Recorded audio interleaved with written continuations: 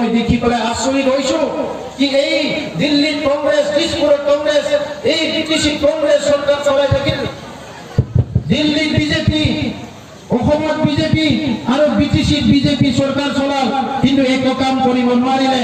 আৰু আপোনালোকক কথা দিছো, আমি চৰকাৰত বহাৰ 6 মাহ পিছতে আপোনালোকৰ জয়মা দলংটো আমি বনাই দিম, এইটো প্ৰতিশ্ৰুতি দিছো আপোনাক।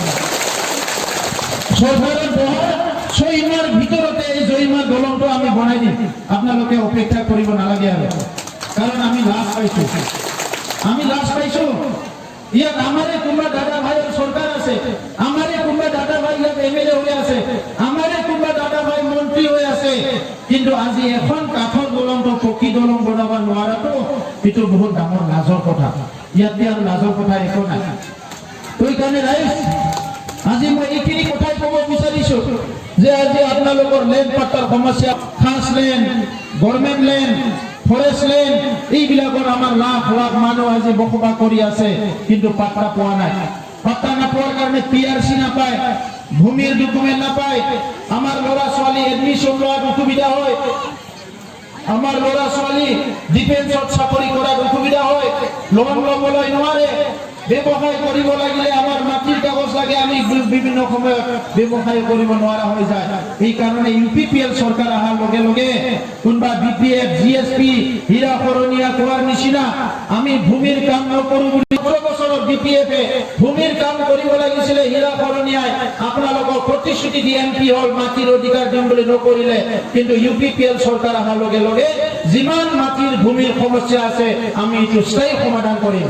যাৰ লেণ্ড পাট্টা নাই তাক লেণ্ড পাট্টা দিম, যাৰ ভূমি নাই তাক ভূমি দিম, যাতে সি শান্তি কুস্তিৰে ইয়াত জীয়াই থাকিব পাৰে। এইখিনি কাম আমি কৰিম। ইয়াত কৈছে বহুত দুখীয়া মানুহ আছে, 90% পিএমআইৰ ঘৰ নাই। আমি কিবা সেন্সাস কৰি আছো, এতিয়া সাৰ্ভে কৰি আছো। আপোনালোকে সাৰ্ভে ফৰ্মটো পাইছেনে? ফর্ম দিছো আমি, নাই পাওয়া নাই যদি আরো আনি দিও, আরো লাগিলে 10,000 আনি দিও, সবে ফর্মটো ফিল আপ করক, আমি চাম কিমান মানুষ ঘর নাই। আর আমি এইটো মানে আমার এটা ডাঙর একটা কাম হিসাবে লৈছো, সরকারের অহাৰ লগে লগে কমসে কম 2 বছৰেৰ ভিতৰত আমার বিটিআর অঞ্চলত যিমান মানুষ আছে যার নাকি এটা পকি ঘর নাই, সবক এটা এটা পকি ঘর দিয়ার কারণে আমি কাম করিম। এইটো ভারত সরকারের লগত আমি দাবি জনাম। আর এই ঘরের নামত বিপিএফর নিচিনা আপনি আইডি নাম্বারের নামত 5,000, ঘর দিয়ার নামত 10,000, এনেকুৱা থানা পয়সাও দিব নালাগে, আপনাৰ ঘৰেৰ সমস্যা সমাধান হয়ে যাবে। ইয়াত স্কুল ফেন্সিংৰ কথা মোক লিখি দিছে, এই স্কুলখনৰ ফেন্সিং লাগে, ইয়াত মানে কি প্লেন্টেশন কৰিব লাগে। এই স্কুলৰ ফেন্সিং কৰাটো ডাঙৰ কাম নহয়, সবে গুণগত শিক্ষা লব লাগে। এতিয়া যিমান ভেঞ্চাৰ স্কুল আছে, প্ৰত্যেক ভেঞ্চাৰ স্কুল প্ৰভিন্সিয়েলাইজ হৈ যাব। বিটিআৰ সূচীত এইটো লিখা আছে, আমাৰ বিটিআৰ অঞ্চলত বড়ো মিডিয়াম, অসমীয়া মিডিয়াম স্কুলে আজি ইয়াতে প্ৰভিন্সিয়েলাইজ হৈ যাব। ইয়াৰ বাহিৰে মাদ্ৰাসা স্কুল বিলাকো আছে, সেই সকলক আমি কিছুমান অনুদান দিব লাগিব, যাতে আগবাঢ়ি যাব পাৰে, শিক্ষা দান কৰিব পাৰে। গতিকে শিক্ষার সমস্যা স্থায়ী সমাধান হয়ে যাব। যার যার রেশন কার্ড নাই প্রত্যেকজনকে রেশন কার্ড পাওয়ার ব্যবস্থা করি, যোনে জব কার্ড পাওয়া নাই প্রত্যেকজনে জব কার্ড পাওয়ার ব্যবস্থা করি।